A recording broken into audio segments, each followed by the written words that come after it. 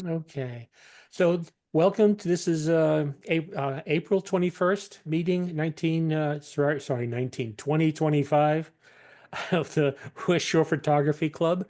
Um, let's start by going over trips. Joan, do you have anything to report on trip reports? And you have to unmute yourself, Joan. I'm not hearing anything. Mark, this is Joan Smith. I don't Yeah, know if you're talking to me, but I'm sorry. that's okay. I don't have any trip reports. I've been on a trip. I can tell you about that. Oh, But go ahead. for the West Shore Camera Club, I don't have one. But Oh, okay. this past week, I spent in Assateague and Chincoteague, Ah, photographing the ponies. And we went out on a boat ride. We had a fantastic time. This guy was fabulous. He took us right up to the edge of the islands, and we saw a ton of ponies, a ton of foals. If anybody wants his name and number, his boat tours are the best. And okay.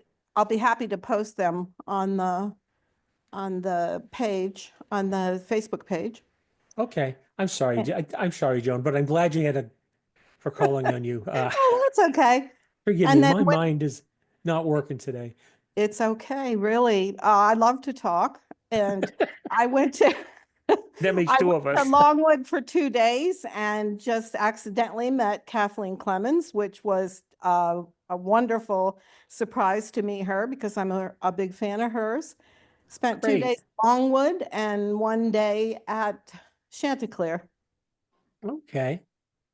All right. Upcoming, as far as upcoming trips go, we have one this Friday. Sorry, Saturday to Pine Grove Furnace. And this should be a really good time to go. The red buds are starting to bloom, the dogwoods are starting to bloom, the wildflowers are coming out. It's one of my favorite places to shoot. I'm co-leading it with Dennis, and I hope to see you there. Right now, the forecast is for rain on Saturday morning, and we will keep track of that and let you know if we decide to cancel or not. The other trip that I know of is on May 10th, which is the trip to the horse farm and to the Basilica in Hanover. And we'll be meeting early at the Rite Aid in Dillsburg. That's right on Route 15 for anybody who wants to carpool down. We'll be meeting at the horse farm at 8 o'clock for those who go straight down. The reason we're starting so early is because at 8 o'clock is when they let the foals out into the fields. So if you want to take photographs of the foals and the young horses, that's a good time to do it. And then from there, after that, we will go to the Basilica, and which is like 10 minutes away. It's not far at all. They just finished last fall. They just finished renovations on it, and it looks wonderful. It's really kind of neat. It's not big, but it's a really nice looking place. I'm going to double check on that with the post passing. I want to make sure we're not interrupting anything there. So I'm going to give them a call this week and make and reconfirm our trip there. With that, there's nothing else that I know of to talk about. Does anyone have anything other than me cornering Joan to tell us about her wonderful trips? Thanks, Mark. You're in marketing, Mark. Yeah. I liked it better when I was in engineering and got to needle people. Okay, so I'm gonna share my screen or share an app on my screen anyway. Let's see what we got here. Share, share, share. Capture one. Here we go. Can everybody see my screen? Yep. By Capture One app. Okay, good. Like I said, we only had 7 people contribute. of which two people aren't going to be here, unfortunately. So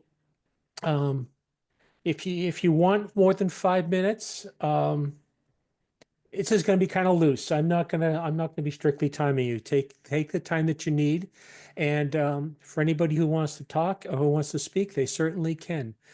James, you're the first one up, All right. and here's your. Can you see the picture? Yep. Can you hear me? I can hear you perfectly. Great. Go ahead. So my wife and I went on a cruise in March, our first cruise we've ever been on. It was a Virgin Voyages cruise. And we went to dinner at this restaurant called The Wake. And as you can probably tell, it overlooks the back of the ship and you can see the wake of the boat while you're enjoying the dinner. But I noticed this piece of art right by the table. There's two of them. One was orange based that I got here, and one was blue based. Wife wanted me to get the blue one, but the servers had set up their computers and handheld devices and whatever in front of the blue one. So I went to the orange one, which I wanted to take a picture of. And I had my Viltrox 16 millimeter ultra wide lens, which I bought for the cruise. And I got pretty close to this and snapped this picture. I went through Lightroom and developed it and processed it. Nothing crazy. I strove to bring out the oranges and the blues, right? Because they're complementary colors. Mm-hmm. And pulled some of the blacks down so I got the design across the top. Didn't go too crazy with all the sliders and wound up with this. This piece of artwork was sitting on a lit floor, as you can see here. And I was thinking I wanted more white space on the foreground of the picture. But the way the piece of art was situated in the corner, it had a wood beam across the front, right, as kind of a display. So this was the best I could do, where I could maximize those horizontal panels in the back. Mm. And it just bugged me since I submitted this for show and tell that I didn't have the expanded front. So I went to Google, pulled this into Photoshop, and expanded the forefront. Obviously, Mark, you don't have that picture, but I did post it on the club Facebook page. Okay. Be able to pull that front down another, considerable amount, and it really made this picture pop a whole lot more, right? It's Okay. kind of flat, doesn't have a lot of depth or dimension to it, but pulling that front down really spiffed it up a little bit, so to speak. Oh, yeah, I could see that. So what caught my eye here was, again, the blue horizontal lines, the orange, it's full of triangles if you look at it, right? So your eyes going from the top of that drawing down to the base of it. You've got some angles and triangles coming down from the left and the right that bring your eye into the picture. And again, pulling it down to that point at the bottom. So that's about all I got to say about it. I took 3 exposures,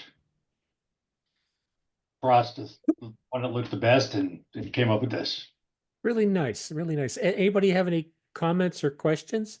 I do. Yeah. Jim, when you went into Photoshop, did you use the generative fill expand tool to pull down the front? That's exactly what I did. I went into the crop tool, pulled the bottom down, and then went into the generative fill. As you can see, I didn't have much of the original floor to grab. So when I used the rectangle tool to select it, I had to be real careful that I didn't grab any of that base. I grabbed just enough and used a rectangle around the expanded space, and I hit the generative fill. And it turned out to be seamless. I did see your revised image on Facebook and I do like it a lot. All right, so I didn't miss the mark there with the expanded bottom. No, I actually liked this image a lot before you did that, but I like the second one even better. Nice job. Thank you, appreciate it, Elaine. Any other comments or questions? I have, this is how Joan, I have high a is it? question. How How tall is it? tall is this work of art? Oh, boy, it's probably, it's probably 4 or 5 feet tall. It's pretty sizable. Mhm. It That's took a- up that one corner of the restaurant there. Wow, that's a beautiful image, and I'll bet there are abstract images within this image. That would be really cool too. Yeah, if I dissect it, you're probably right. There's some circles up there in the upper right. The The wonky triangles triangle that on top. the lines make up are really interesting. Yeah. Yeah, I bet if I get real close with the right lens, it would produce a really cool image too. Yeah, that was my question, Jim. How far away were you from this with the 16 mm lens? There's like no I was- distortion. I was pretty dang close to it. Okay. Yeah, I bought that for the cruise. And I played with it a little bit before the cruise, and then I just fell in love with it. The pictures of the ship I got are amazing. You know, from the higher up balconies across the swimming pools, and some of the recreation areas are just spectacular with that lens. Great, great. Yeah, I Any was other? pretty Oh, dang go close ahead. to this. I have to say, I saw your second image on Facebook, and what a difference lowering that front made. The whole image became balanced. Yeah, it's very out of balance like this. And Yeah, it really, you did a great job adding that. yeah, thank you. It looks a little flat right here. So if you all get a chance, go out there and take a look at it. Let me know what you think. Will do. Good, bad, or indifferent. Anyone else? So if you want to buy a wide angle lens at Viltrox for Sony or Nikon, it's $580. Absolutely amazing. A lot better than buying the Nikon one. Absolutely. Okay. Thanks, everybody. Okay. Dave, you're the next one up. Alrighty, thank you. Hey, thanks for doing this, Mark. Oh, my pleasure. So I actually have two images. This was the inspiration for the second image I'm going to talk about. And I think everybody should do a fork photo. And what I tried to do here is come up with a unique angle or at least a different perspective. So I played around, quite a bit with this image. The area of tack sharpness in this one is where the tines cross way up on top center. And as I was doing this, and I'll get to the second image I want to talk about, I noticed that the shadow underneath the forks was sort of interesting to me. And as I played with the light and the positioning of the forks and exposures and all the rest of it, it looked to me like the photograph was going to be more or less in the shadows. So Mark, you can go to the next image if you'd like. And this is what I want to talk about. This is not exactly the shadow of the image we were just looking at. That was just my inspiration because I took quite a few of the photographs. But in any case, this is what I settled on, which I thought was an interesting photograph. And the play of the tines there, the sort of the bending of the fork, it was just really interesting. I didn't know exactly what to expect as I was moving around because this is pretty close up. I didn't really know what I was going to expect in terms of as I said, the lights, the exposure, the movement of the shadow. Some of the shadows were just not dense or dark enough. Some of the shadows were just too light, and so on and so forth. But the fun to me was just experimenting with this image and getting a new perspective on the subject. I really thought this one was an opportunity to show an image that maybe people wouldn't have expected or thought much about. As much as I like the first image I talked to you about, my inspiration, it really didn't do that much to me or for me. The focus was interesting, and I was glad I finally caught that. I don't focus stack, so I was pleased with the point of focus. And this, you can kind of see the left is a little bit more in focus, and sort of on the top is in focus. And so as the eye kind of moves around, it just takes on a different perspective. So I liked this one quite a bit. And it was an experiment. I had fun doing it. I thought I would present it just because I think this is the photograph that speaks to me in terms of creativity and kind of a take on a common subject. And it just, I think was in some ways, and I'll kind of leave it here. In some ways, it was just to me more unique. It just said something that I thought was quite a bit different than the first image did, as much as I liked that. So that's how this became. And I have quite a few of these images that I took in the experimental session. And this one was just, this drew to me because of the length of the tines coming in from the left, and that bend of the fork on top, and sort of the merger there. So I wanted to just explain what experimentation could do, the fun you can have with an image. And I guess the last thing I'll leave you with is that you never really know sometimes what the result's going to be, and until you play around with the image, and in this case quite a bit. Mark, that's pretty much what I've got.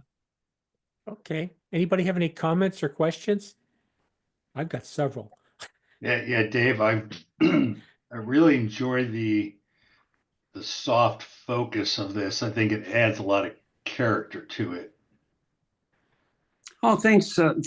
Thanks very much. It's pretty much intentional with this particular image. Some were sharp, some weren't, and yeah, this was a little bit, especially around the edges. If I might just comment, I thought that that fall off was interesting too. So yeah, I appreciate those thoughts. How did you get the fall off? That's obviously not a vignette. It's too imperfect. So it is. And all I can tell you is that with the forks above and moving the light, all things are possible with this image. It just was really quite amazing to me. And I wish I could tell you that that's the sort of background I wanted. I can say it has a very heavy vignette. Okay. That I put on in Lightroom as a kind of a starter, and then I used the various tools to make my own vignettes here and there and kind of soften. So I played around quite a bit with it, but and the one thing I will say, the tines coming in from the left, I did not want a merger in any case with the vignette coming down on the right side. So I had to really play around with that. I did not want those tines to go and disappear into the vignette. Another kind of approach that I took. You crushed it, Dave. Well, thanks very much. Dave, how did you light it? I lit this 3 ways. I took it during the daytime, and that didn't work.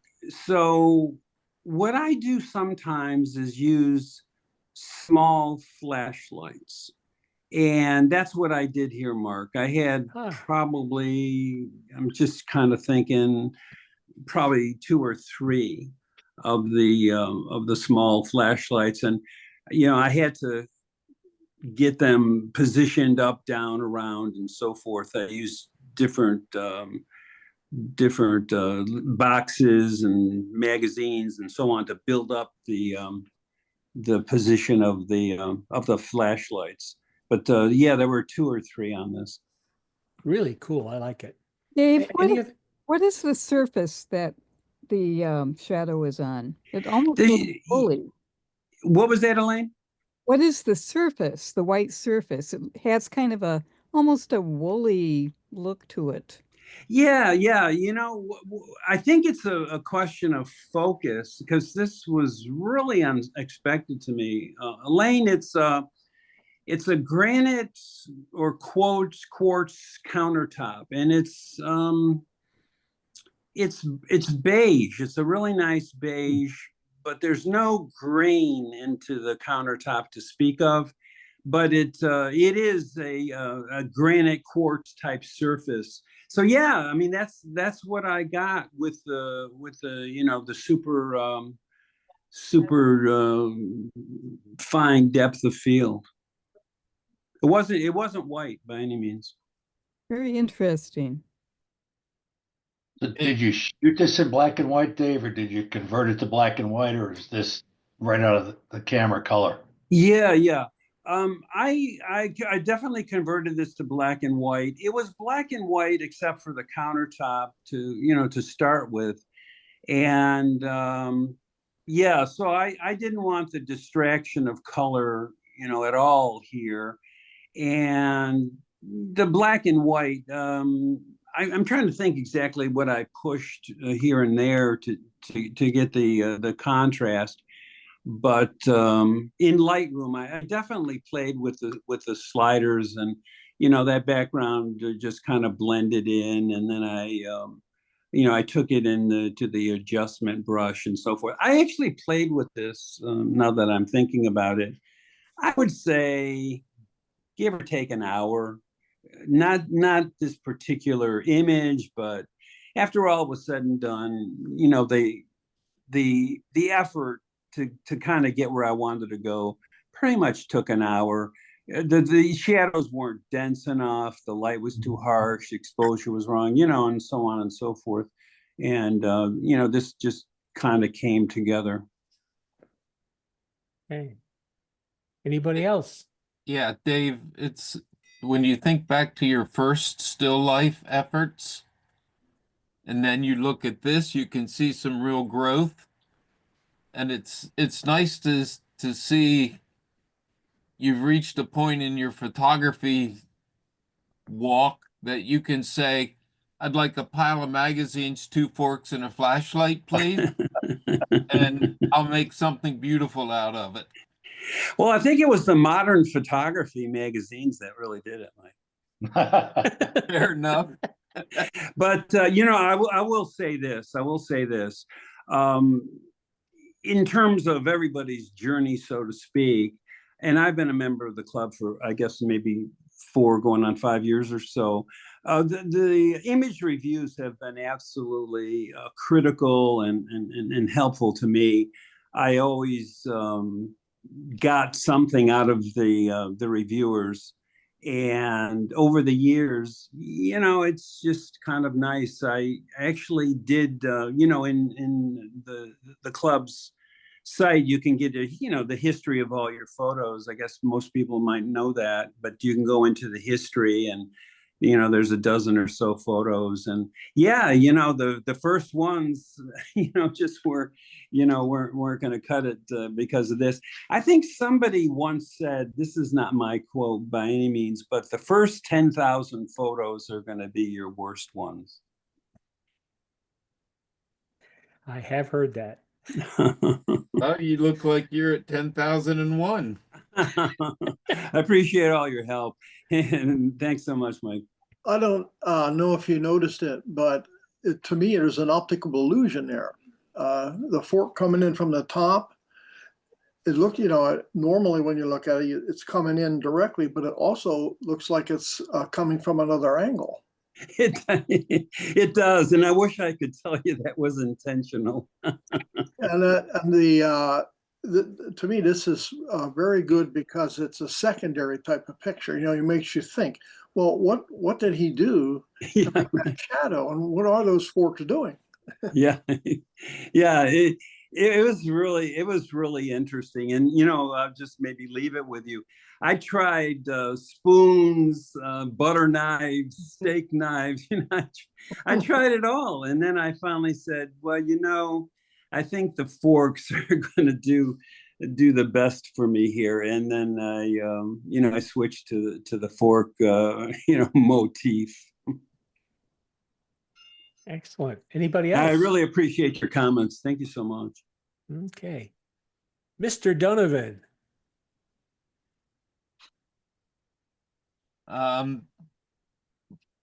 Couple Yeah. years ago, I took a course online. There's a website called Domestika, and they have watercolor classes. They have all kinds of classes. And I signed up for one called Hybrid Photography. And it was called Hybrid Photography because obviously you didn't only take the photograph, you did things to the photograph. They showed different effects of using rock salt and scissors and poking holes with needles and letting light shine through, all kinds of things. And coincidentally, over at, I think it was at Calc, they were doing a show called Beautifully Broken. So I used one of the images, this one, from the class I took, and submitted it to Beautifully Broken. And the idea of Beautifully Broken was, the title tells you, something that happened that made a difference in your life or bettered you or whatever the case might be. So the story behind this one is I never ever do self-portraits except for this class I did. And what I decided to do was maybe 11, 12 years ago, I had a heart attack. And what I tried to do was to show with this picture my recovery from the coronary event.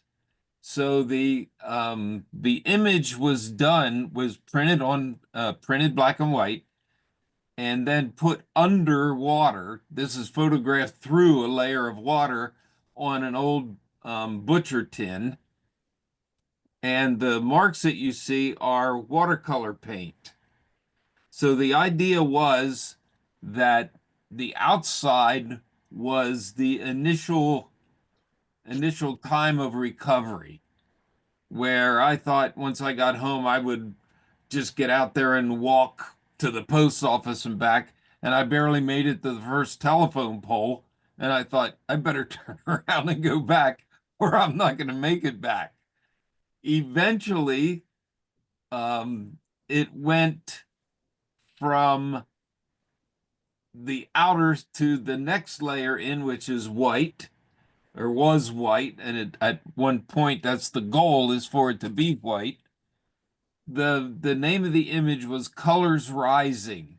So the idea was that as the initial shock and weakness and so on faded, my old self was able to come back. And that's what the colors represent, is the return of brightness and joy and all that kind of thing.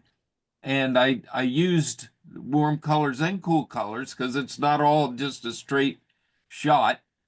So that's the story behind it. And I wanted to submit something tonight different from what I normally do. It's not like a composite. Well, it is, but it's an actual physical composite. It's not a landscape or floral or any of that.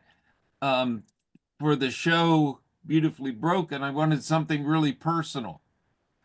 and that would fit their criteria as well as the criteria of the class. So this is what I came up with: a self-portrait of my recovery from an unpleasant event. Any comments, questions? Yeah, this is absolutely tremendously powerful, tremendously powerful. Yeah, great, great. Glad you experimented. This is wonderful. Thank you. It actually kind of choked me up when I was doing it. Yeah, it's great. You've got to look at the defiance, Mike, that you're not going to let this thing get to you, right? That comes across in the picture. That was not the initial plan, but you're right. Stuff comes out in art that you don't plan on coming out. What really makes it look natural to me, Mike, is that you've got the left shoulder drop lower than the right, right? Which tells me you didn't deliberately pose this to be perfect. It almost feels like you set the camera up on exposure delay, snapped the picture delay, you got in front of it, you threw your hands up, and it worked. Thank you. That's exactly how it worked. And the reason that shoulder's lower is because that one was dislocated in a flag football game. So, Okay. but you're right. It has a defiant but yet calm look, and when there's other people looking at your stuff, they see things that you don't. So I appreciate that. Thank you. And last thing I'll say is the fact you don't have a shirt on and you're putting yourself out there in a photo like this tells me you're brave.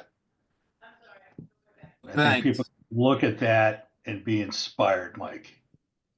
Appreciate that. Any Mike, other- was there a reason you had your glasses on? Yes, it's because of my terrible vision. So I would not be able to. I probably couldn't even see where the camera was. I was just wondering. No, I was And- just wondering because I really like the image. I like Thank the you. glasses too. I was just wondering why they were on. Well, they're on because they're a part of me. I can't do anything or go anywhere without them. I understand. Having weak vision myself. Thank you. So I take it you purposely lit this because you got the shadow on the one side of your face and it's lit on the other. Was that on purpose? Yeah, I'm a big fan. I almost nailed the Rembrandt lighting. I like that. I think it's really cool. So I try to come in from it would be us facing top left. Yep.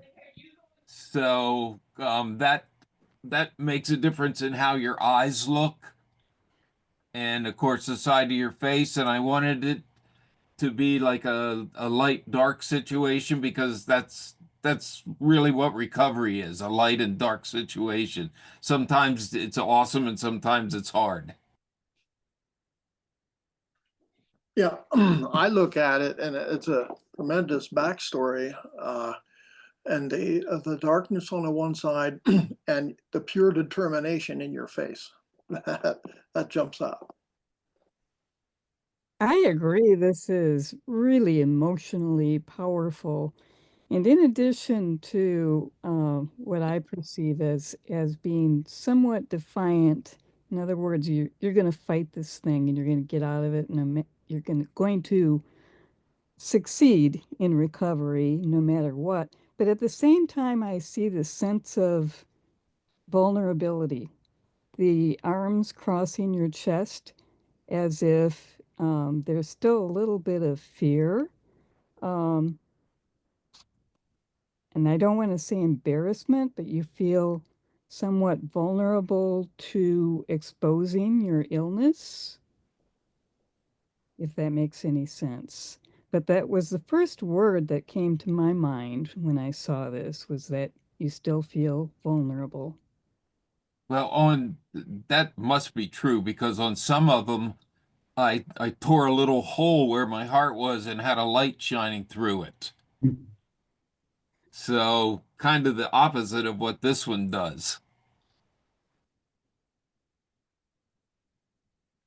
And Mike, I hear of people putting themselves out in front of people, and literally you've done it. It's a very powerful image, and I don't know that many of us would necessarily want to go there. I mean, it's kudos to you that you did and told us about your story. Thank you. Many times when I'm doing the image review and I talk about the story, sometimes it when it's explained, everything jumps right to your, oh yeah, oh, I get it now, and that kind of thing. So, like I said, I wanted to do something totally different from what I normally do or show, and it's I don't know, I actually like the image because it says something about me. And that's what art can do also, say something about the person that made it. It's very powerful. And from a technical standpoint regarding the Rembrandt lighting, I think with that triangle on your left side there in the darkness, you pretty much nailed it. Thanks. It's not easy when you can't see yourself. Yeah, you did it. That triangle of light on the left from light to dark. It's very nice. Well, like you said before, I could show the other 75 images that didn't quite have it right. Only 75? Oh yeah, I got skill, mister. Okay, anything else? All right, let's move on. I'll talk very quickly about this one. This was from Mary Fox. Unfortunately, she couldn't make it tonight, but she called me and said, gave me some background on it. So I really can't do much more than just tell you what she told me. But this was taken in Pittsburgh. She was on Mount Washington, taking some pictures, and she saw the grasses moving and below her. So she decided to take pictures of the grass. And while she was doing this, she was using intentional camera movement, basically moving it up and down, her camera. And then she shot it at a slight angle, so everything had a bit of an angle to it. And she just did it because she was experimenting with different techniques, and this was a technique that she wanted to try. So this is what came of it. If anybody has any comments about it, feel free to state them. I just can't answer anything. No, that's also the mark of our advancement in photography, that you're at the top of Mount Washington looking down over this tremendous city of Pittsburgh and all the scenery and everything, and we photographed the grass. Yeah.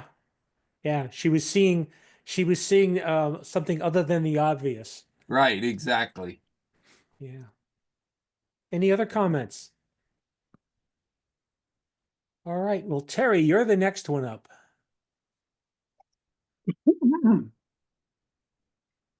I included this because these are my favorite kind of pictures. I love patterns.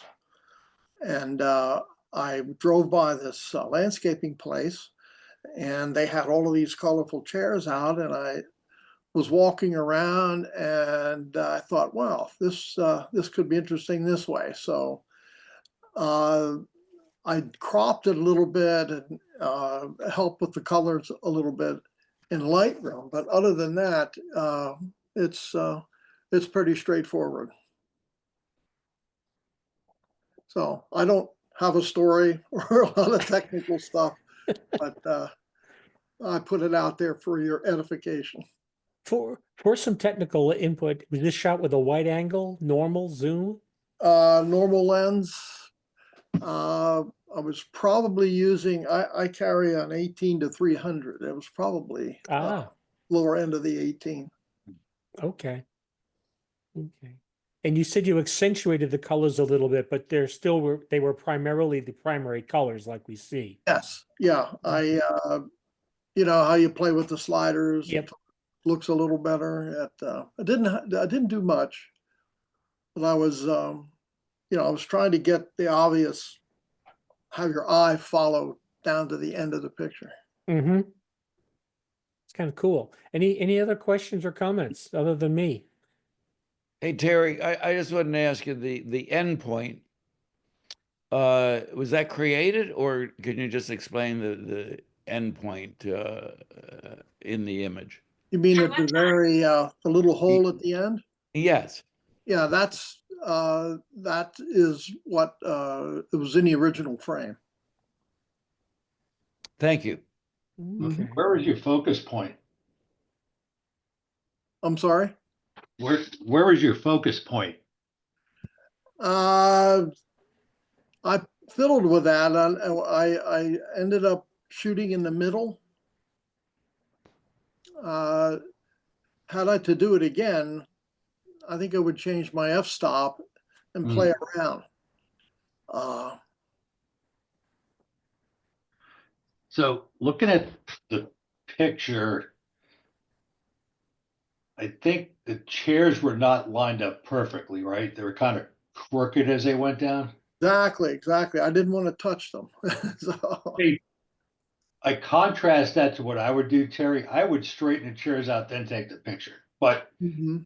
looking at what you did here, it's very creative. It's unique. I can look at it and go, there's a bunch of chairs. They're a little out of line, but it looks pretty cool. So Oh, I thanks. think I need to break that mold a little bit and just let, you know, nature take its course and Mhm. and take the picture. Yeah, that's a philosophical thing with me, when I'm shooting, nature and patterns and so on. I rarely, if ever, make a change. I like to capture just the way it is. Yeah. Terry and Jim, it's disheveled but not disorganized. Exactly. Hmm. Where you know, I've got an engineering background. I want everything in straight lines and perpendicular and parallel. And but Terry, Yeah. you've expanded my mind here, and it said it doesn't have to be like that to have a great capture. Yeah, if you would look at my desk right now, you could see where that comes from. Okay. Terry, the other thing I like, I watch I do some landscape photography and watch a lot of YouTubers who do landscape, and they're always talking about having everything sharp front to back and all that. And I like the out of focus in the front because it draws you to the back. Thank you. Yeah, as I said, I took a few pictures and I preferred it to be slightly out of focus in the front, again, to draw your eye through the chairs to the back. If they were perfectly in focus, I'm thinking that would be a little distracting. Yeah, you could almost stop there. Hmm. Nicely done. Nicely done, Thank Terry. you. I really Thank you. like it. When Jim, you were saying about straightening up the chairs, I went to I think it was an old lace mill, Uh-huh. and the guy who let us in said, "Well, looks like furniture movers are here again." Because the photographers go in and move the chair over here and put this over there and just try to set it up. And this is in its raw form. Yeah, I'm raising my hand here, Mike. I'd be the guy rearranging the chairs. So thank you, Terry, for sharing this. Sure. Thank you. Yeah. Jim, I have an engineering background too, Jim. I sympathize with you. Pardon me? I said I have an engineering background too, so I can sympathize with you. I taught fourth grade for 33 years, so I understand chaos. More than I ever will. Anything else, folks? This is All right. Joan. I would like to Yeah. say one thing. I love this photo. And I think it's a perfect example of keeping your eyes open to what's going on around you instead of looking for that perfect photo going to the scene that everybody else is going to, the landscape that everybody else has photographed. I just think this is a perfect example of art is around us every day. When I'm out shooting, I get into a zone and some creative juices start going. And when I see something that is different, a little more creative, I have to act on it. And that's pretty much what happens here. And my girlfriend and I, we were photographing some elk up at Benazet. I'm in the zone. And she came over and asked me a question. And I barked at her. I said, hold, what do you know? No, not now. And so that's part of the process, I think. Okay. Anything else? All right, move on to the last picture. And that'll be mine. My wife and I, before we moved to Pennsylvania, lived in Arizona for 22 years and owned horses while we were there. And one of the things that we liked to do was to go up to the Coconino County Fair, which is a Flagstaff area. And where the fair is held, there's a large park. And we were at the fair one time, and we noticed a lot of horse trailers at one end of the park. So we went up and said, gee, I wonder what's going on. We went to check it out, and they were holding a team roping competition. It was a regional one. So there were people there from, oh God, California, Oregon, Montana, Wyoming. There was a large group. There were a large group of people there, and attendance was fairly low. And so it was a chance to take some pictures. And somebody will look at this picture and say it may not be the greatest picture in the world. The subject, I cut her head off, and I would sit there and say, well, she's not the subject, the horse is, because the horse really is the subject here. In team roping, you have two horses coming out of a gate, chasing a cow. The header lassos the horns to slow the cow down and get some control, and then the healer's job is to lasso the back legs. And in these competitions, at the level that these people were going, was if you missed your last lasso, bringing it back in would be too much time. You might as well just give up. And they're very strict about the proper way to lasso a cow, especially with the header. You have to get them around the base of the horns. The whole section where the horns come out of the skull is covered in heavy leather to protect the cow. If you miss and go around the neck like you see in old Westerns, you have to drop that line immediately. You're not, you can't do that. It just can't be done. And what's really, to me, this horse must have been used by 4 different people. And this woman she was a fantastic rider. And every time I see this thing, I just think to myself, this was a cool event to witness and to accidentally fall upon. But when I was submitting it, the one thing I noticed was really kind of interesting is that, I'm going to use my pointer here, she still has her engagement ring on. She's out here doing this activity. I mean, it's easy you can lose a finger in doing this job. When you dally the rope around the horn, if you catch a finger, you could lose it. And she's out there with her wedding ring on, her engagement ring. So I thought that was kind of brave of her.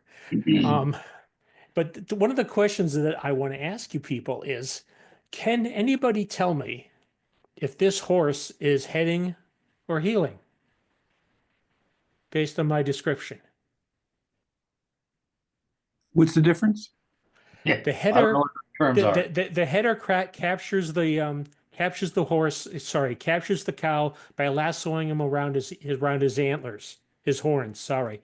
And the healer, and that horse is there to pull on the animal.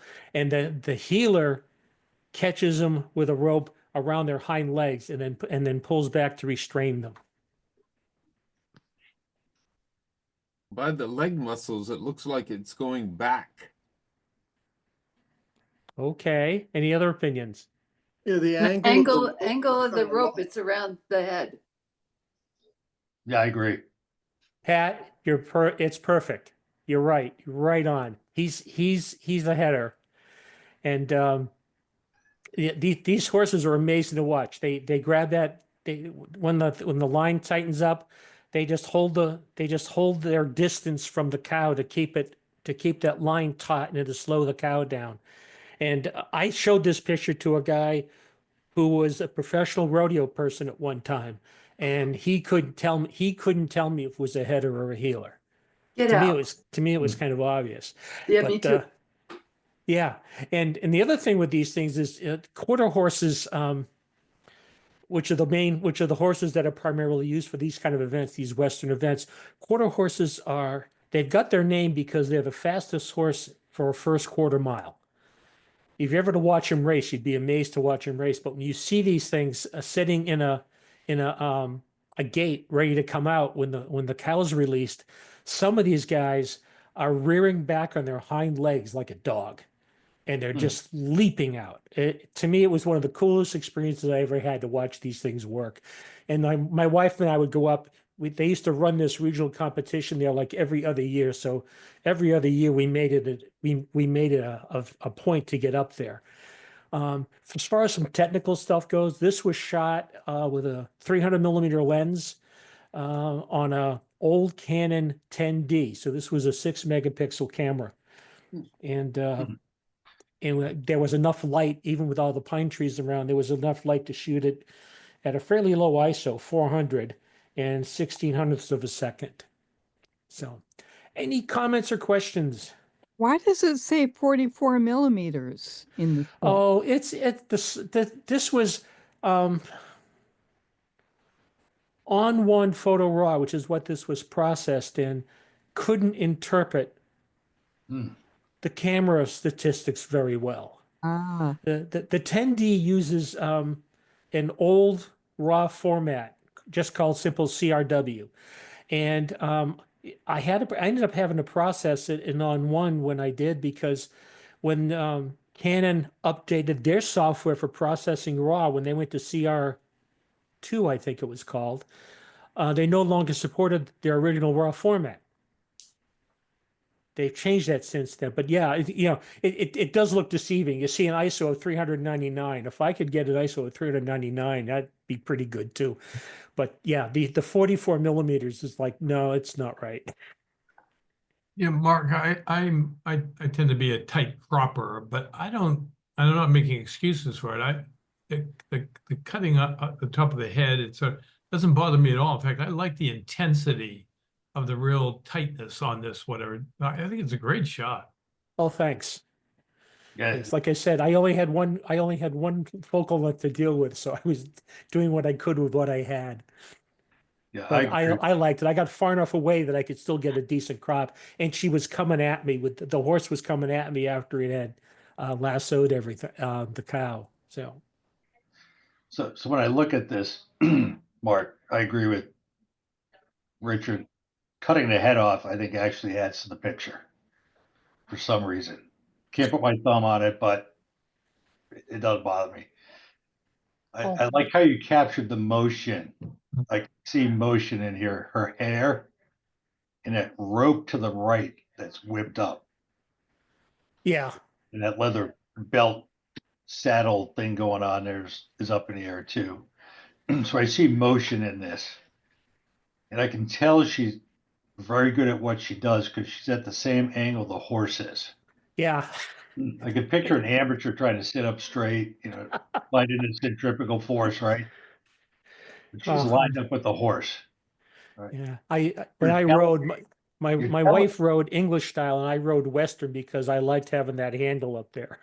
Okay, you're telling me she's good with this Yeah. picture, right? Because I could see she's lined up with the horse. She's looking in the same direction the horse is.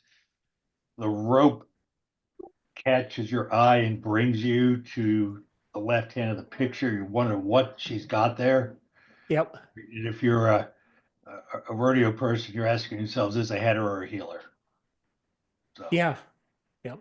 And that's when Pat talked about the muscle, that's what the other thing that attracted me was this horse was powerful, and you can tell he's powerful just in the pose that he takes to manage the cow that he's got. and her hand is powerful. You look at those knuckles bulging out, right? Yeah. She's been doing this a while. She's tough. She's strong. You can see the muscles in her hand going up her forearm. Yeah. I should have got muscles like full- that. We have full control of this whole situation. Yep. Great. Yeah, Anything hey, else? Mark. Yeah, I just wanted to add, I love the color treatment here. It's not distracting, so you can focus on the moment of the rider and the horse and the Ah, action that's going on. So No, thank I you. really appreciate that.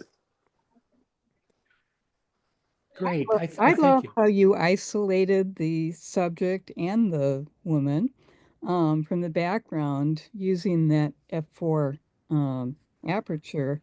The blurry background is wonderful, but really I'm very surprised that you got the depth of field on the both the horse and the woman at f4, especially at 300 millimeters, which normally would give you a much shallower depth of field. But you did a great job with that. Well, Both thanks. the horse and the woman are tack sharp, and that background is beautifully blurred. Yeah. I'll thank the camera for that.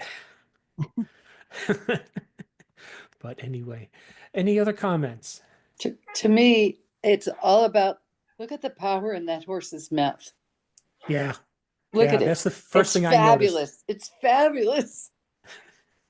I had horses growing up, so Oh, okay. you know, Then. yeah, yep.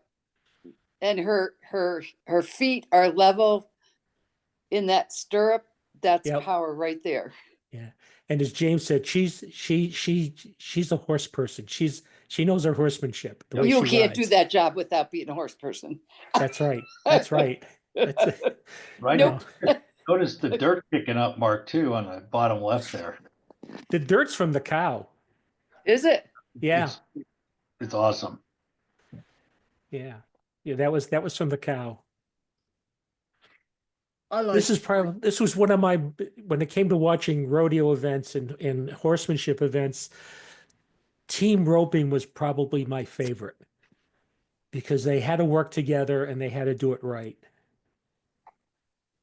I like the way the rider and the horse are one. Yes. Yeah. That it's a balance there. You draw a line from her eye right down through the horse. It's amazing. Good shot. Oh, thank you. Thank you. It's a big It's triangle. I must admit, Mark, I'm still adjusting to the cowboy Mark here, that image. It's Now, a you different profile. I'll have to sort of Well- shift a little bit. Well, you have to, my wife grew up with horses. Oh, She was in 4-H. She won events. She was really big and really good horseman. And I knew that if one of the deals was when we moved to Arizona, she said, if I don't like it in a year, we're going to move. I said, okay. So within 6 months, I got her a horse. smart husband. And she was like, I like it here. So, and the horses actually, when we lived there, the horses opened up so much stuff for us to do. We had such great memories of our horses in general, going out on full moon rides at Christmas time to look at the Christmas lights and that kind of stuff. And we rode into the, I can't remember the name of it now. The Lost Dutchman mine area, going into the wilderness with the horses and that kind of thing. So it was enjoyable. All right, folks, that is Oh, all Mark, we- I want, if you don't mind, Yeah. I just wanted to chime in and say this is a great image. It works in a number of ways. It looks like it's in thirds to me, with her hand and sort of the top of the horse's head right in the middle. It's like a spoke. There's a sort of a quadrant to the left, quadrant to the right, and then the rope and the horse kind of is the rest of the third.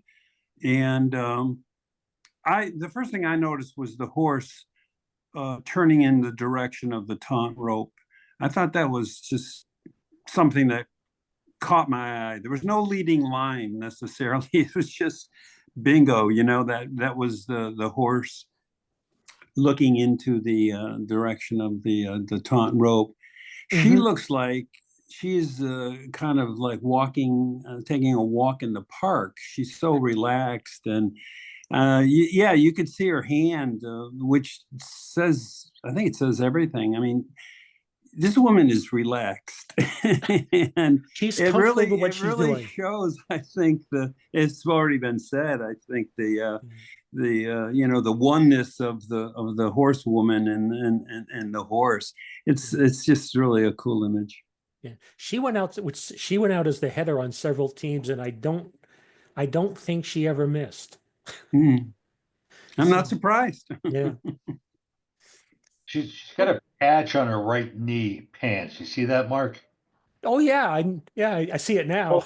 Tells me she's not perfect, and she practices, tore up some pants to get to this point, right? Well, if that's all she did to get to this point, she's did well. Well, there's a lot more to it, but No, but you know what I mean? It's like, yeah, there was a lot more to it, and she's probably in the saddle every day or just about. So, all right. So that's the last slide image that we have. I'm gonna stop the share now and kind of ask people. I mean, like I said, I was expecting a little higher turnout as far as images went, and I want to get people's input. Should we keep doing these show and tells that are less technical and more along these lines, or is there something else you'd rather see done? Yeah, Mark, Rich Carr, I love this one. This is like we're all just sitting around talking, rather That's than why I like it too. showing something and getting good comments about it, which is great. This is like we're really kind of working this through and seeing what each other's doing and what I think this is a superb session. The number of people is a good size to me. Yeah, I give you my view on it. I like it. I mean, this is a picture that I wouldn't put into a competition, but it means something to me. Mike's picture, like he said, it's not something he would necessarily show. It's not typical of him, but I mean, listen to the conversation we had around his photograph. I mean, I thought that was fantastic. And the participation that we have in general, people commenting on the pictures. In general, I mean, we don't have a lot of people here, but we've got 17 people and everybody is participating. And I think that's good. So I think what you're telling me is we should keep the show and tell. I mean, whenever we planned these meetings, people will sit, guys will sit there, hey, let's do a show and tell, and I'll instantly go, I'll lead it. I really enjoy too. this. Yeah. Okay, Pat, that's good input. I appreciate it. I think, Anybody else have any comments? yeah, I think the open forum is great, and Yeah. I agree that the small size, it makes it more comfortable to have an open discussion, small group discussion like this. Whereas when you are in a group of 30 or more people, it's much more intimidating. Plus, you feel like there is really less time for each individual to say what's on their mind. The small group discussion, I think, it's different from what we normally do, but it's something I think that helps build camaraderie as well as socialization amongst members, and a great opportunity to get to know the photographer as the artist and what's behind their images. Okay, thanks. I appreciate that. Mike, you were going to say something. yeah, I think something like this for many people is much harder than it is to say, I used a 40mm lens with F so-and-so and this shutter and that shutter. It's when you're not, I won't say not sure of yourself, but to put a photograph out and explain yourself is hard, really, for a lot of people. So I think maybe fear will keep the keep the numbers down. But for people who attend, it's very valuable. Okay. So I'm hoping that if you do it again, maybe it'll grow a little bit each time, 3 or 4 more, 3 or 4 more, but you don't want to be a victim of your own success. True, true. Well, part of my thing too is this is at the end of, this is the day after Easter. And Right. people were occupied with lots of other things to do. And then the passing of the Pope didn't make things any better. I know there's one person who couldn't make it because, they were going to a service. So I understand that kind of thing. So anyways, I appreciate that. Anybody else have any comments at all? Mark, I have a technical question for you. Yeah. Your background photo, how did you get it so well lined up that you actually look like you're sitting in one of those chairs? He's an Sheer luck. engineer. He's an engineer. Sheer luck. I happen, Richard, to your comment about being an engineer, I try to line up my camera so it's right in the middle of the logo of my monitor. And I try to put my monitor right in the middle of my desk, and I try to sit right in the middle of my desk. So, I know it's a little anal, but it's You're weird. I will say though, you look a little dwarfed in that chair. well, that's a good thing as far as I'm concerned, because I put this up because I don't usually use a backdrop like this. I don't use one quite as colorful, but Montreal Canadiens, even though I'm from Boston, is my favorite hockey team. Oh, they're in the playoffs tonight. Bruins, man. Bruins, I grew up in the time of Bobby Orr, and I thought the Bruins were great, but then I saw the Montreal Canadiens play, and it was like, that's how a hockey team they should were be playing massive. hockey. Yeah. Yeah, I grew up in Boston at the same time. Yeah, but Montreal was a classy team. Oh yeah, Cournoyer, Bellevaux, all those guys. It's just, I don't know. I'm sorry, I could ramble all day about the Canadiens. Mark, I want to say, But I do follow the Red Sox, so Yeah. go ahead, Dave. yeah. I was just gonna give a shout out to the Celtics for what it's worth, and having lived in Boston at the Garden and so forth, you just gotta love the Sox. I would say that this was just a great idea, and I think we should do more of it. The reason I say that is just really based on what everyone else is saying. I think when we talk among ourselves, whether we're used to it or not, and you could argue the point one way or the other, I think tonight shows that we can, talk among one another. I think that's really very positive. It's really very healthy. And I think that, is what the club probably, at heart is all about. It's good to get, the images reviewed and, compete and all the rest. But sometimes I think just talking among ourselves, scientists do it, artists do it, medical people do it. You talk among yourself, and I think you learn. There's perspectives that you don't expect, and people say things that just are different in a form compared to a formal review or a competition and the rest. So I vote for doing more of this, and I think the more we do it, I just think it's going to just enhance the club's experience. And as far as I'm concerned, we're just not doing enough of this. Yeah. Would you give up a presentation by a professional photographer to do another one of these in one of our calendar Oh, years? I absolutely would.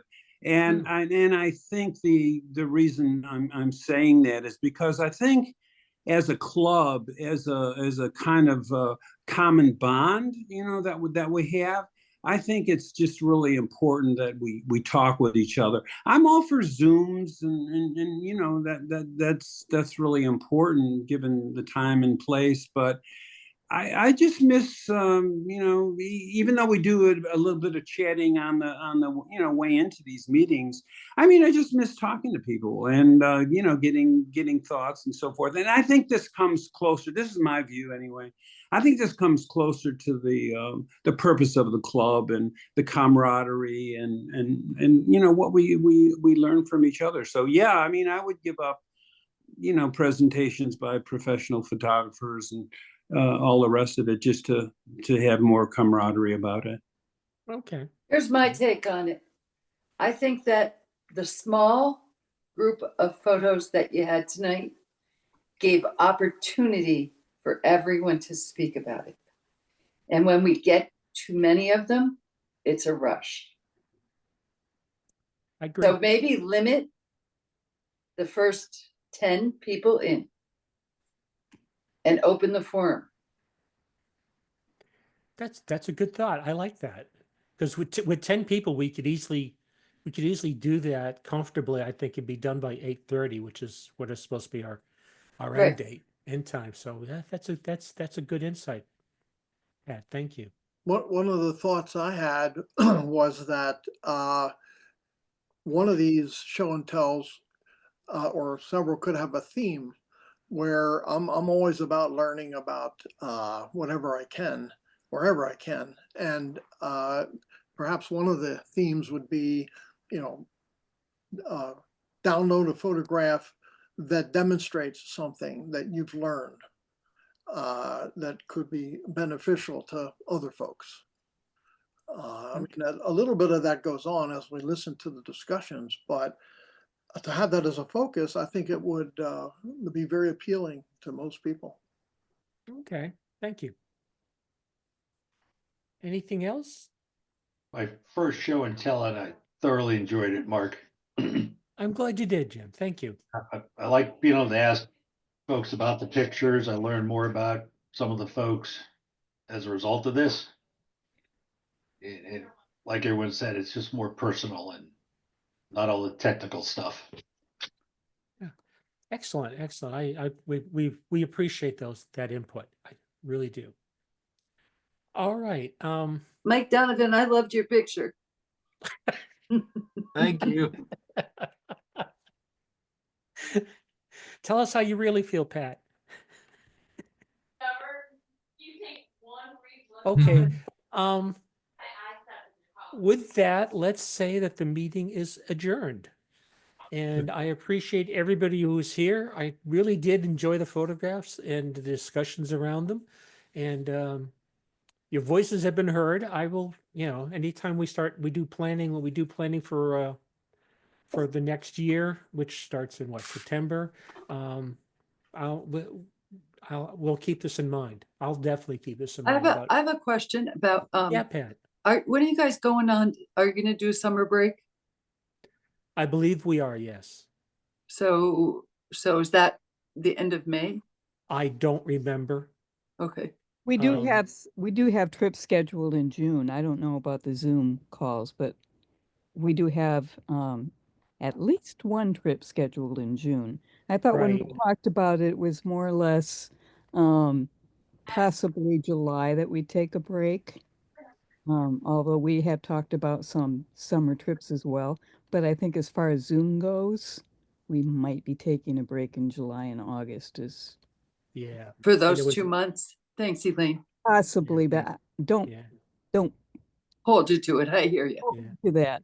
There were some discussions around those 2 months. That's all I'll say. Yeah. You're right. And we were going to take 1 month for trips because it was in the heat of the summer. But and you're right. I can't remember which month either.